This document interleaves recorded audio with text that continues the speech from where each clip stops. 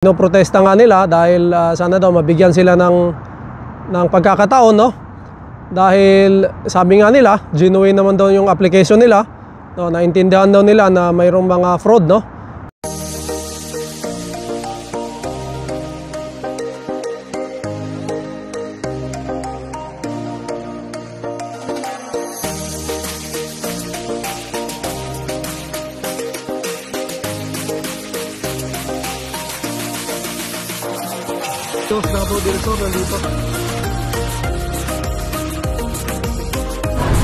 Oh, Canada.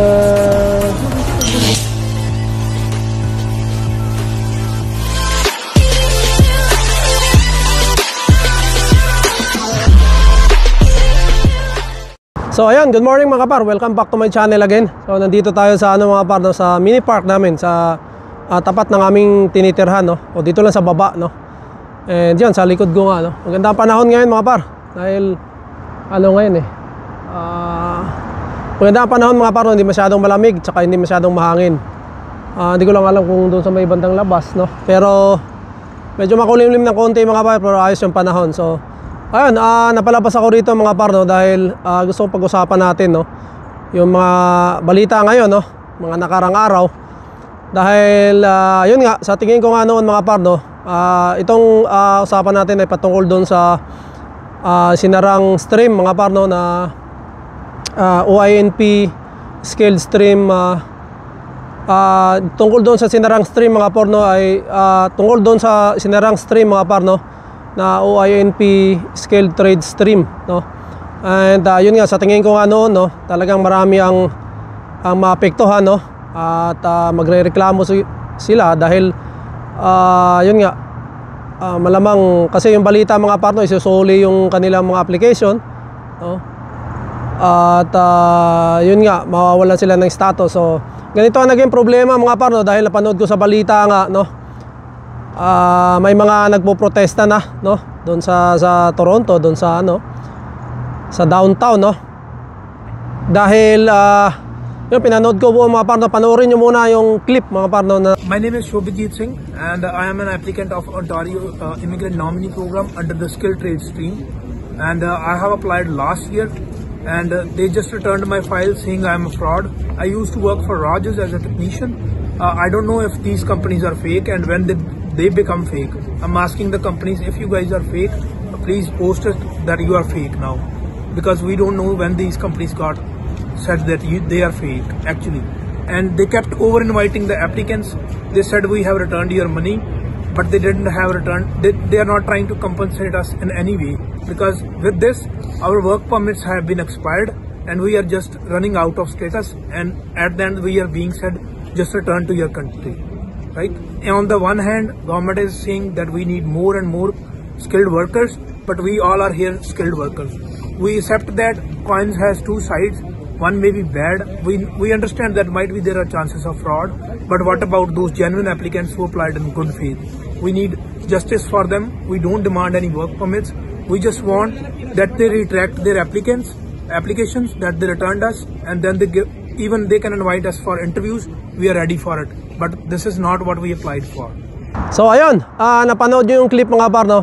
Nagprotesta nga sila dahil doon dahil isa sila doon sa umasa at naghihintay doon sa OINP Skilled Trade Stream, no? Dahil isinara nga po, no, nung nakaraan, marami po ang napiktuhan talaga, no? And ayon doon sa balita mga parno, yung interview na yun nga, yung iba mga parno ay matagal na pala naghihintay, no? Iba doon 1 year na, no? Para lang doon sa stream na yon, no? Naghihintay na lang na ma-invite.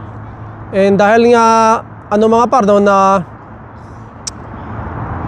na-expired na yung kanilang mga permit mga parno, nag-apply sila ng tourist, no, or visitors visa. Yun yung naging problema mga par. So habang naghihintay sila dito, yung iba naka-tourist visa na. So ang problema mga par ay dahil nga sinara, no, so wala na silang inaantay mga par, no, dahil sinuli na nga yung kanilang mga papeles, yung mga dokumento.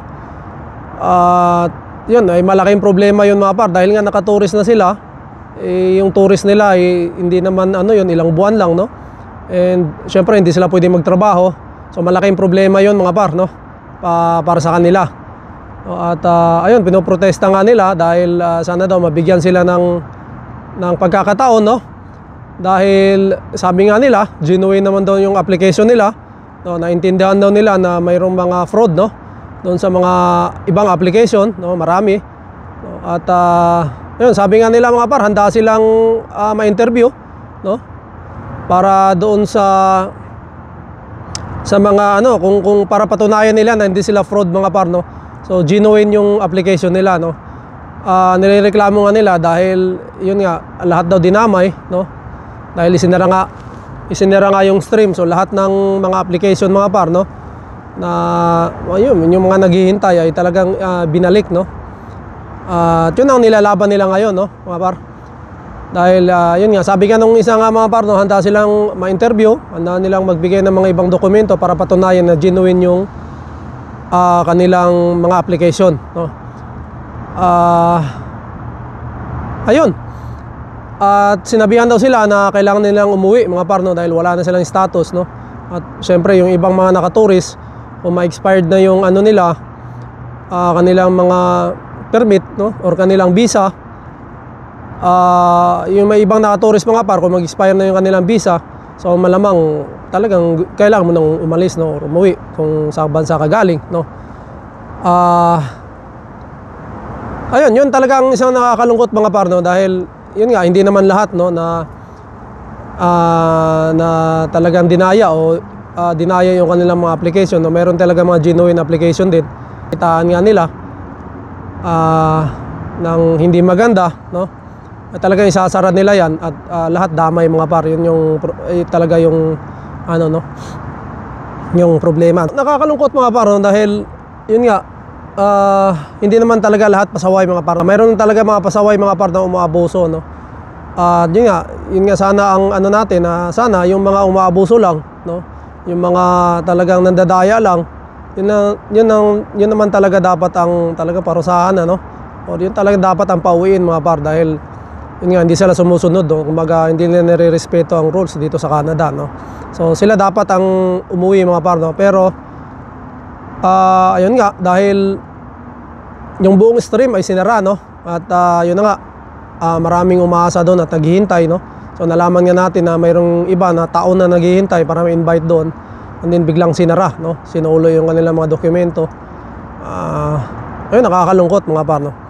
Pero ganoon pa man, ewan ko kung ano mangyayari sa ano nila, no, sa protesta nila. Di ko alam kung pakikinggan sila, no. Siguro may mga pag-uusap yan mga par. At kung haharapin ba sila, no? Kasi syempre yung kalaban mo diyan is yung ano na mga par, no, yung Canada na, yung government of Canada na, no. Hindi natin alam mga par kung anong mangyayari. So maghihintay tayo ng balita kung anong mangyayari sa kanila. Pero ang sigurado diyan mga par, no, ay kailangan mong umuwi kung wala ka ng visa, no, or expired na yung visa mo at hindi mo na siya ma-extend, no. Kailangan mo nang umuwi talaga mga par. And ayun na nga, dahil wala na silang time, no, wala na silang oras para mag-apply uli, no, kung lilipat sila sa ibang stream, kasi yung iba nga naka-tourist visa na lang. So mahirap, no, or talagang hindi na ata po pwede yan mga par na naka-tourist ka tapos lilipat ka sa ibang stream, no. Hindi ko alam, no, kailangan mong i-consulta talaga din yan sa mga licensed immigration consultant or lawyer, no, immigration lawyer, para ano mga par, para malaman mo kung anong pwede pa sa'yo, no. At syempre kung anong magagawa pa, no, kung ano pang pwedeng gawin na hindi ka makauwi mga par. Pwede pa bang i-restore or i-extend, no, or mayroong mga pathway pa or may mga stream pa na pwede kang puntahan, no. Ibang usapin na yun mga par, no. Kailangan mo na talaga ng ano yan, kailangan mo ng immigration consultant or immigration lawyer dyan mga par. Yun lang mga par, maraming salamat, no, sa lahat ng mga bago na subscribe sa ating channel. Maraming salamat sa inyo. Shoutout Chris Chuper in Canada, shoutout Kabayan Pedro Roque and Boss Elmer, shoutout Mark Soria ng Vancouver, shoutout, no. And Nardino TV, shoutout sa lahat po ng lagi nakasuporta sa ating channel, sa lahat ng nagla-like, nagko-comments, maraming salamat sa inyo. And yun nga, 2,000 subscriber na po tayo, and tuloy-tuloy lang, no? And may nagsusubscribe pang iba. Maraming salamat sa inyo mga par. And ayun nga, kami po ay hindi pa rin settle dito sa Canada, no? At temporary pa rin po kami, no? At umaasa kami na sana pumabor sa amin yung panahon, no? At makuha namin yung aming pinapangarap dito sa Canada. So ayun lang mga par, maraming salamat sa inyo. So siguro dito ko muna tatapusin na yung vlog. To God be all the glory, and we'll see you on the next one. Bye!